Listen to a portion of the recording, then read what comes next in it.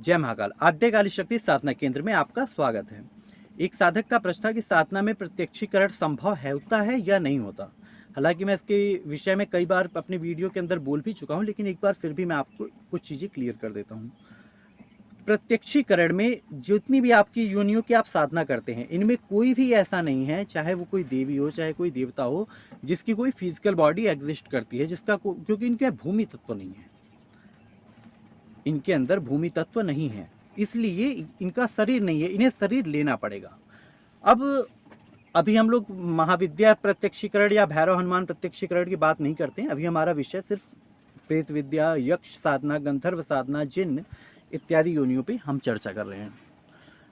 तो ये योनियों, इनमें किसी के पास भूमि तत्व नहीं है, ठीक है। जिन्न में अग्नि तत्व बहुत ज़्यादा है, वायु तत्व से ये प्रधान है, इनमें बहुत से के पास जल तत्व भी है, लेकिन भूमि तत्व नहीं है। लेकिन दो बातें ऐसी हैं, दो चीजें जो अपने आप प्रत्यक्ष हो जाती हैं बिना आपके होगा कैसे। प्रत्यक्ष जो नहीं है, जिसमें भूमि तत्व नहीं है, वो आपके सामने प्रत्यक्ष कैसे होगा। वो ऐसे प्रत्यक्ष होगा कि आपका भूमि तत्व वो प्राप्त करेगा।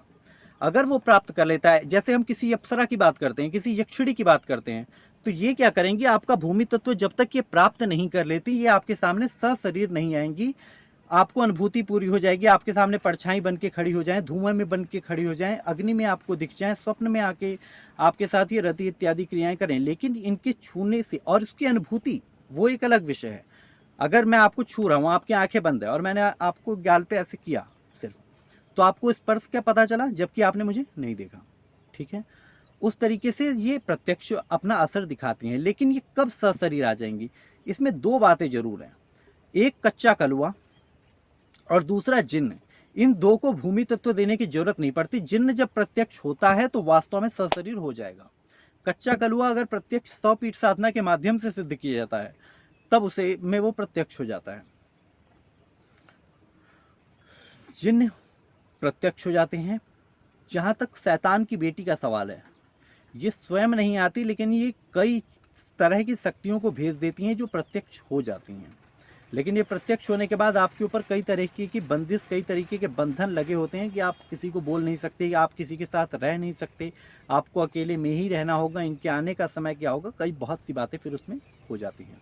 लेकिन ऐसा नहीं है कि तंत्र में प्रत्यक्षीकरण नहीं होता, होता है, बहुत अच्छे से होता है, और कम से कम जिन्नों के लिए बहुत जल्दी होता है।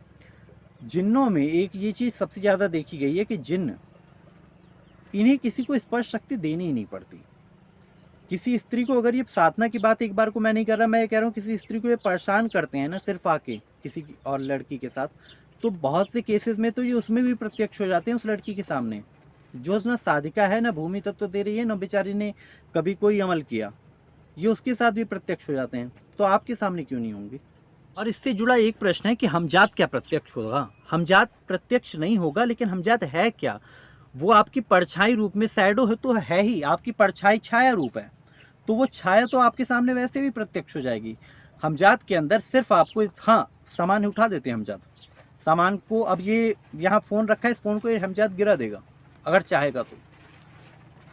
यक्षिणी नहीं गिराने आएगी जल्दी, जब तक वो प्रत्यक्ष नहीं होती, और यक्षिणी काम ही नहीं करेगी। नॉर्मल जो आप प्रेत, ब्रह्मदेव, यक्ष साधना करके यक्ष की सिद्धि करते हैं, या अन्य किसी प्रकार के अमल करते हैं, माता मदानन हो गई, आसो मेहतरानी हो गई, ये प्रत्यक्ष नहीं होंगी। ये किसी भी चीज़ में स्थूल प्रभाव, अपना शारीरिक प्रभाव नहीं दिखाएंगी।